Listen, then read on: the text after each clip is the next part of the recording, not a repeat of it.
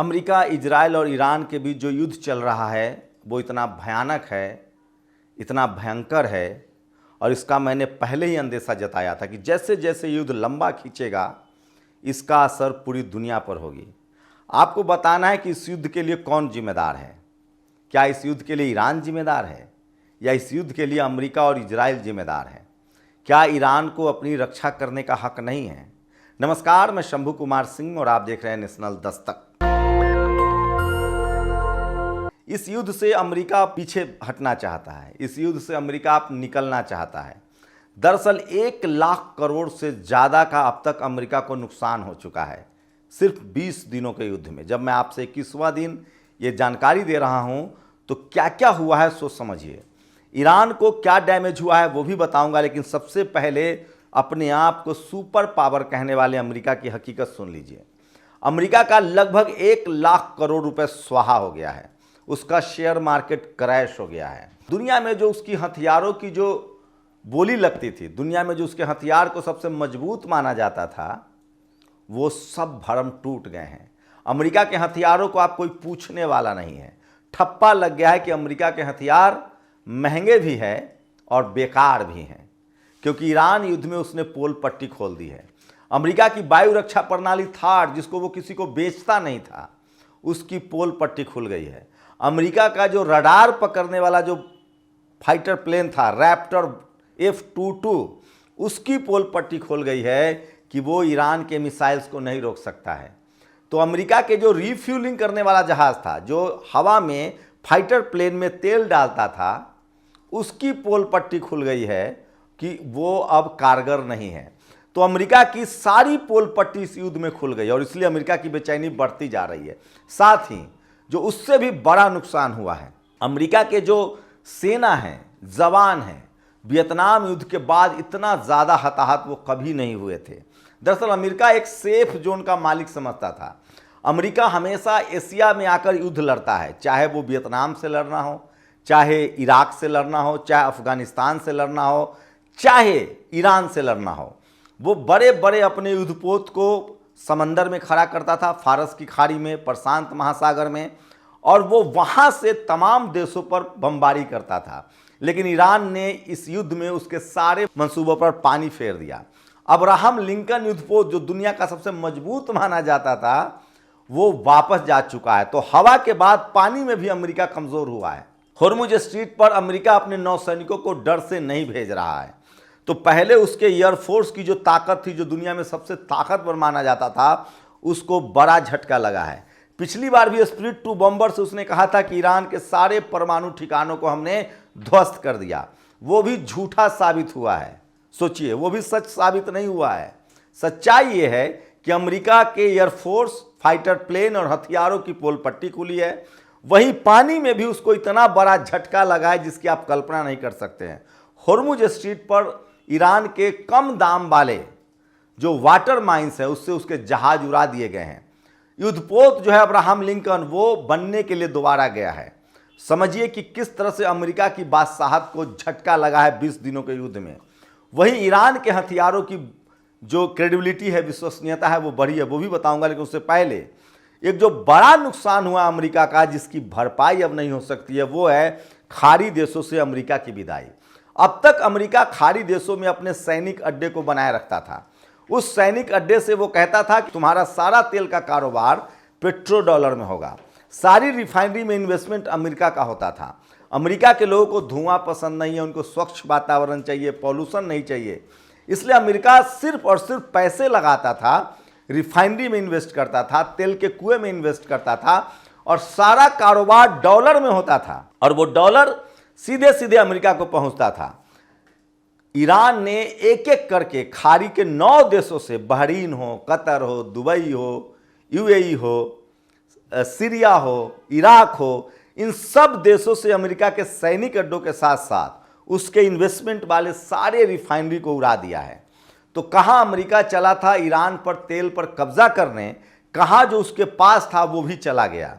तो जो हथियारों का सबसे बड़ा सौदागर था, इजराइल उसका बहुत बड़ा ब्रोकर था, तो हथियारों का जो उसका जो पूरा मार्केट था वो ध्वस्त हो गया। दुनिया देख रही है कि ईरान किस तरह से सस्ते ड्रोन के जरिए अमेरिका को तबाह कर रहा है, उनके ठिकानों को। 9 खाड़ी देशों में जो अमेरिका के ठिकाने हैं उसको सस्ते ड्रोन से तबाह किया जा रहा है। ईरान के जो मिसाइल्स है उस पर आयरन डोम रडार तो छोड़ दीजिए, थार्ड का भी कोई असर नहीं है। और दुनिया का सबसे आधुनिकतम वायु रक्षा प्रणाली जो थार कहा जाता था वो नेस्तनाबूद हो चुका है। नहीं तो दुबई बचा रहता, कतर, जॉर्डन, सीरिया सब बचा रहता। अब सब जगह मिसाइल गिर रहे हैं। तो 20 दिनों के युद्ध में अमेरिका घुटनों पर है। उसकी आर्थिक हालत की आप चर्चा नहीं कर सकते हैं। 1 लाख करोड़ रुपए उसका स्वाहा हो चुका है, उसका मार्केट क्रैश हो चुका है। और अमेरिका में ही डोनाल्ड ट्रंप के सनकपट के खिलाफ लोग सड़कों पर निकल रहे हैं। और साथ ही वहां के जो बड़े नेता हैं वो सीधा सवाल पूछ रहे हैं कि आपको किसने कहा था ईरान युद्ध में कूदने के लिए? क्या अमेरिका को इजराइल ने ब्लैकमेल किया? ये बड़ा सवाल है। अब आपको अमेरिका की मैंने कहानी सुनाई, अब मैं आपको इजराइल की बर्बादी की कहानी सुनाता हूं। पिछले 50 सालों से लगभग इजराइल को लगता था कि मैं दुनिया का सबसे बड़ा टेक्नोक्रेट हूं, सबसे बड़ा हथियारों का डीलर हूं, अमेरिका के हथियारों का वो सौदा करता था। हुआ क्या? वो भी ढाक के 3 पास साबित हुआ है। पिछले 20 दिनों में इजराइल का कोई एक शहर नहीं है जिस पर हमला नहीं हुआ है। उसकी राजधानी तेल अवीव को अब फिलिस्तीन की तरह बना दिया गया, मलबा। उसके बंदरगाह शहर हाइफा को जला दिया गया है, उसके रिफाइनरी को भी जलाया गया है, उसके बैंकों को भी टारगेट किया गया है, उसके सारे जो सैनिक अड्डे हैं उसको तबाह किया गया है। इतना ही नहीं, अब तो जिस लेबनान पर इजराइल हमला करता था और कहा था कि हिजबुल्लाह को खत्म कर दिया, उस हिजबुल्लाह ने कई शहरों पर जमीन की लड़ाई में इजराइल के कई शहरों पर कब्जा करना शुरू कर दिया है।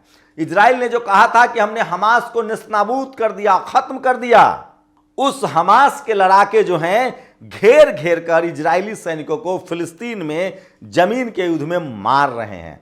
और हूती जो यमन का लड़ाका है वो कह रहा है कि इसी तरह से अमेरिका की बादशाहत चलती रही तो अल अदाब मानदेब को भी हम बंद कर देंगे और यूरोप में गैस और तेल नहीं जाने देंगे।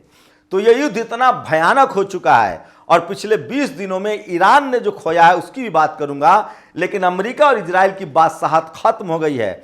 और इन दोनों देशों के अमेरिका की कमर टूट चुकी है, आर्थिक रूप से वो इतना ज़्यादा डैमेज हो गया है उसका कि उसकी भरपाई करने में उसको सालों लगेंगे। लेकिन इजराइल का तो अब नक्शे से गायब होना तय है। सवाल है कि इजराइल को बचाएगा कौन? क्योंकि अगर अमेरिका पीछे हटा उसके बाद सिर्फ इजराइल सामने बचेगा। और इजराइल के तर्कस के सारे तीर खत्म हो चुके हैं। कहा जा रहा है कि ईरान के पास पहले ही दिन उसने कहा था कि हम इस युद्ध को 5 साल नहीं 10 साल तक लंबा खींच सकते हैं। अभी तो सिर्फ 20 दिन हुआ है।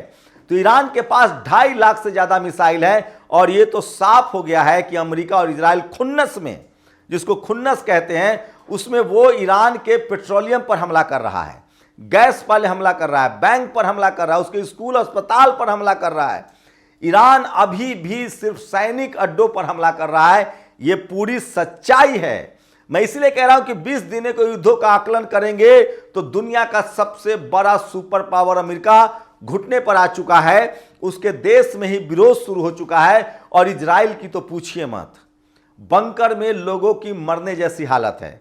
जिस तरह से हिटलर के साथ हुआ था दूसरे वर्ल्ड वॉर में, वही हालत इजराइल की हो चुकी है। और इजराइल का अब कोई नाम लेवा नहीं है। बेंजामिन नेतन्याहू अब जिंदा है, मारा गया, वो सामने कभी नहीं आता है। इस युद्ध ने साबित कर दिया है कि ईरान ने 40-45 साल जो तैयारी की है उसकी तैयारी 20 दिनों में दिख चुका है। और दुनिया का सबसे बड़ा सो कॉल्ड सबसे बड़ा मजबूत देश अमेरिका इस युद्ध से निकलने की कोशिश में है। और वो सिर्फ टीवी और अखबार पर बयानबाजी कर रहा है।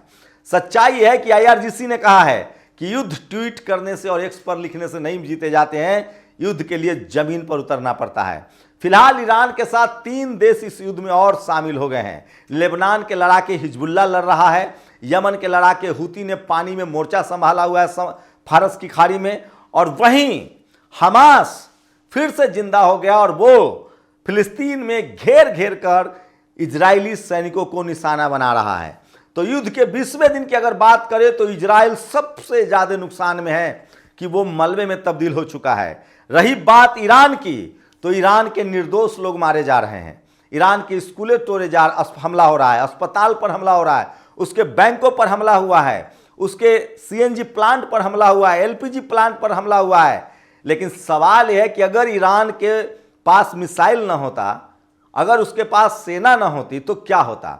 और सवाल यह है कि अगर अमेरिका और इजराइल सिर्फ युद्ध लड़ रहा है तो क्यों नहीं वो ईरान के सैनिकों को खत्म कर पाया, क्यों नहीं वो ईरान के मिसाइल्स को खत्म कर पाया, क्यों सिविलियन सबसे ज्यादा ईरान में मारे जा रहे हैं। तो युद्ध के नियमों को कौन धत्ता बता रहा है, ये दुनिया देख रही है। और शायद यही वजह है कि यूरोप के सारे देशों ने ईरान के खिलाफ लड़ने से इनकार कर दिया है। खाड़ी देशों में भी दबाव है, अमेरिका लगातार दबाव बना रहा है। लेकिन सवाल है कि खाड़ी देशों की मुश्किल यह है कि अमेरिका उन्हीं के अड्डों से हमला कर रहा है। और ईरान का कहना है कि दुनिया का कोई मुल्क हो जो भी इस युद्ध में इजराइल और अमेरिका की मदद करेगा, हम उसे अपना दुश्मन समझते हैं और उस पर हमला करेंगे। तो 20 दिनों के युद्ध के बाद ईरान के पास खोने के लिए कुछ नहीं है। उसे पता है कि वो 45 साल से आर्थिक प्रतिबंध झेल रहा है। वो अपना तेल नहीं बेच सकता था, अपना हथियार नहीं बना सकता था, लेकिन ये साबित हो गया है कि उसने अपने विज्ञान के दम पर, हथियार के दम पर अमेरिका और इजराइल को पानी पिला दिया है। ये युद्ध जितना लंबा आगे चलता जाएगा, ईरान के पास सच मानिए खोने के लिए कुछ नहीं है और ईरान के लोग सड़कों पर हैं। और वो कह रहे हैं, जैसे ही खामनेई की शहादत हुई, लारीजानी मारा गया, उसने कहा देश तू अमेरिका, जब तक अमेरिका से बदला न लिया जाए तब तक ये युद्ध चलता रहे। अमेरिका की कोशिश थी कि ईरान को फंसाया जाएगा, ईरान में सत्ता परिवर्तन किया जाएगा। ठीक उलट हुआ। ईरान अपने लोगों के बीच भेदभाव को भुलाकर सड़कों पर खड़ा है और वो अमेरिका और इजराइल की खात्मे का ऐलान कर चुका है। इस युद्ध में अमेरिका भले पीछे हट जाए, लेकिन इजराइल का नक्शे से खत्म होना तय है। लेबनान फिर से मजबूत हो रहा है, यमन मजबूत हो रहा है और फिलिस्तीन की आज़ादी मुकम्मल होगी। और ईरान ने कहा है कि अब ये युद्ध तभी खत्म होगा जब हमारे हुए नुकसान की एक एक रुपए की भरपाई अमेरिका करेगा। तो अमेरिका का जहां दुनिया के ऊपर जो बादशाह था वो खत्म हो गया है, इजराइल नक्शे से खत्म हो रहा है। ईरान ने दिखा दिया है कि हम लंबे रेस के घोड़े हैं और इस युद्ध में चाहे जितना लंबा चले, हटना तो इजराइल और अमेरिका को ही पड़ेगा, क्योंकि नुकसान उठाने की आदत ईरान को पड़ चुका है। वो नुकसान 45 साल से उठाता रहा है, अब बारी इजराइल और अमेरिका की है। अपनी राय जरूर दीजिए। शुक्रिया। दस्तक की आपसे गुजारिश है कि अगर इसको बचाना चाहते हैं तो नेशनल दस्तक को सब्सक्राइब करने के लिए रेड कलर के सब्सक्राइब बटन को दबाएं, फिर बेल आइकन की घंटी दबाएं। नेशनल दस्तक को बचाने के लिए बहुत जरूरी है कि हर खबर को शेयर करें, लाइक करें, कमेंट जरूर करें।